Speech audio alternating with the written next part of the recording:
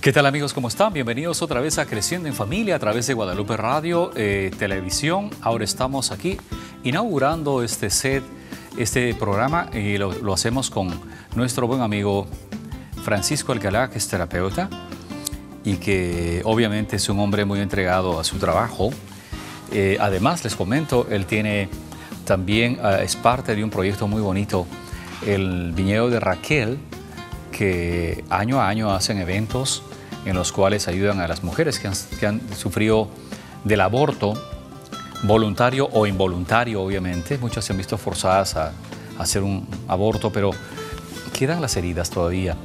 Y Francisco, con su esposa y otro grupo de profesionales y gente, tienen un proyecto muy bonito. De eso hablaremos al final del programa del día de hoy un poquito, pero entre tanto estamos esta tarde hablando de las fobias, y dentro de las fobias hemos decidido escoger dos: la agorafobia, o el miedo a estar en lugares públicos donde hay mucha gente, mucha congestión de gente, como de repente en las paradas de los ómnibuses, en una feria donde hay mucha gente, en una plaza pública, ¿no? En un mall.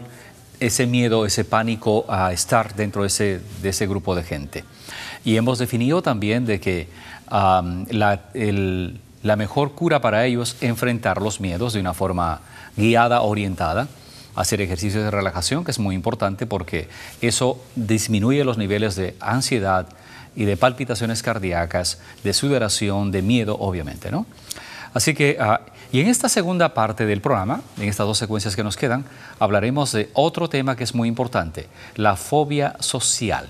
Así que, Francisco, sí, hablaremos de esto. Definir que realmente hay como tres características que definen más la fobia social, ¿no? Claro, pero antes diríamos, a diferencia de la agorafobia, que es el temor de estar en un lugar público, sí, la fobia social es un poco más específica.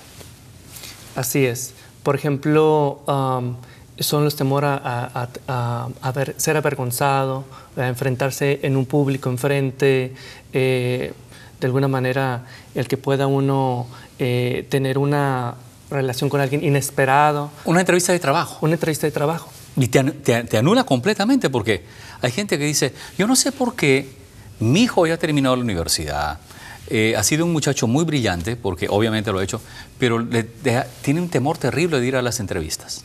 Así es. ¿Podría ser una fobia social? Podría ser. Podría ser. Lo otro es, por ejemplo, vas a hacer una presentación. Estás estudiando o trabajas en algún lugar y tienes que hacer una presentación frente a un grupo de público. Te da un pánico terrible el estar ahí y pensar de que de repente no lo haces bien, si la gente qué dirá, o sea, pensando mucho en el qué dirá la gente. Exacto. ¿Cierto? Sí. O de repente, imagínate un muchacho o una persona con fobia social y que tenga que ir a un encuentro romántico con alguien que no conoce. Una cita romántica. Trágico. Trágico. ¿Cierto? Entonces, ¿cuáles son las características específicas de una fobia social? Sí, vamos definiendo un poquito. Te decía que, por ejemplo, el hablar en público, ¿verdad? Una de ellas. Define definitivamente eso. ¿Por qué? Porque lo que pasa es que a veces hasta paraliza. Se le olvida lo que tenía preparado, ¿verdad? La memoria se pone en blanco, ¿verdad? ¿Es normal que la gente sufra ansiedad cuando va a hacer una presentación? Es normal. Sin embargo, cuando te paraliza ya no es normal. Claro. El tema de las fobias es que esto te diga simplemente: no puedo.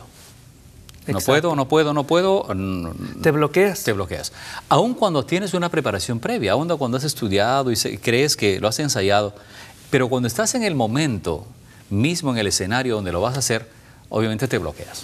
Definitivamente, sí. Otra característica es las reuniones sociales. Hay gente que se sale de los eventos, ¿verdad? Está 2-3 minutos y no soporta, entonces sale. ¿Por qué? Porque llega toda la ansiedad, se siente que no es su lugar, todos esos aspectos físicos que ya hablaremos de alguna manera, que son muy similares a las anteriores, claro, ¿verdad? Que sudan las manos, siente mareo, se siente como que se vuelve un poquito loco. Una sensación de pérdida de control. Exacto. ¿Verdad? Entonces, todas esas... La asfixia. ¿verdad? Todos esos síntomas son muy similares de uno al otro, pero de alguna manera esto es más específico en el sentido de que está expuesto a la relación y no soporta. Claro. Es demasiado ansiedad. El tema es que si yo voy a una fiesta, voy a estar en un evento, mucha gente se va a acercar a mí a preguntarme cosas. Y una persona que tiene fobia social lo que evita es el contacto con la otra persona. Siente que lo que dice no es importante, que no va a poder. Tengo un caso muy lindo de fobia social. Sí. Entonces este muchacho, por ejemplo, tenía ese problema. Él está casado, tiene a su esposa, no tienen niños, pero cada vez que la esposa invitaba a las hermanas a la casa donde viven ellos, él se tenía que meter a la recámara, cerrar la puerta y ponerse a ver televisión. Y podía estar ahí toda la tarde o todo el día si las hermanas de la esposa estaban en la casa. Era extremadamente difícil para él. Lo otro es, cuando tenían reuniones de familiares, solamente de pensar de que al día siguiente iba a ser una fiesta, un domingo, digamos, desde el sábado en la tarde ya estaba ansioso. Sí. Con una sudoración, no dormía durante toda la noche, tenía sueños interruptos durante la noche, pesadillas, o sea, una cosa terrible. Gracias a Dios este muchacho llegó a la oficina. Sí. Yo tuve la suerte de ver este caso que me gustó mucho. Hoy podemos decir satisfactoriamente, Francisco, que ya tiene una vida normal, ya habla con las cuñadas, ya participa de las reuniones sociales de la familia, ya pertenece a un grupo a un club de fútbol donde interactúa, ya va a su iglesia, a un grupo de oración. Entonces, solamente para demostrarles, no quiero decirles que soy el mejor terapeuta, lo que les quiero decir es, obviamente que es un caso con éxito, se puede obviamente vencer si hay la voluntad también, obviamente, de la persona que lo quiere hacer. Sí, fíjate que parte del éxito es que los clientes hagan su tarea,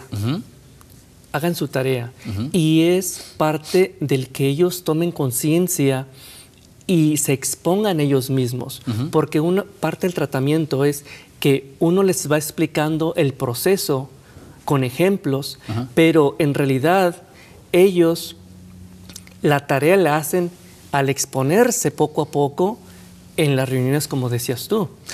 Te voy a comentar un secreto. No sé si esto te sirva o le sirve a la gente que hace terapia. Una de las cosas que yo hice con este muchacho, por ejemplo, es decirle, escríbeme en este papel 5 preguntas que quisieras preguntar y que nunca has preguntado. Ok. ¿No? Y él las redactó ahí, dijo. Sí. Sencillas.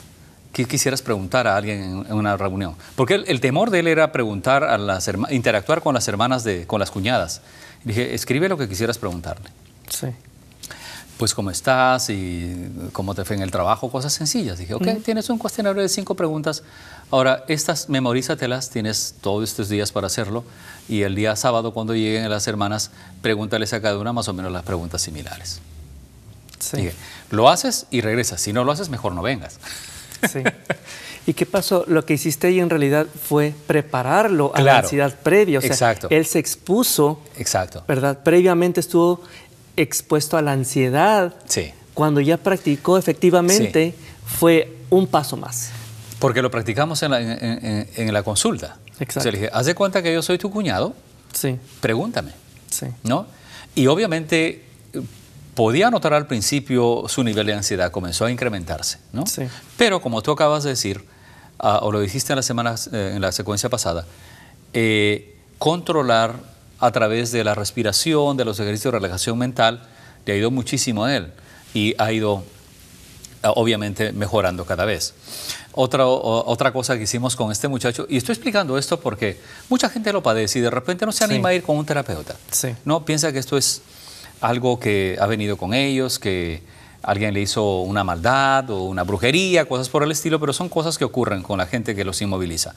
Lo otro es, un día le dije, no vamos a tener la siguiente cita no va a ser aquí, en la oficina, lo vamos a hacer en una cafetería.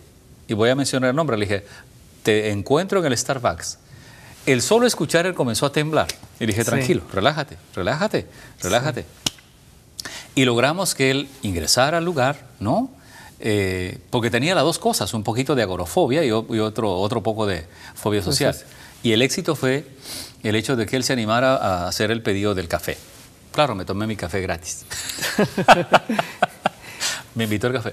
Pero mira, es enfrentar el miedo, entonces. Sí, fíjate que una de las razones por las cuales las personas tienen miedo, fobias sociales, es por la crítica a veces de los padres. Ok, eso es muy importante, decirle a la persona que tiene una fobia, ¿cómo es que surge una fobia? ¿De dónde viene la fobia?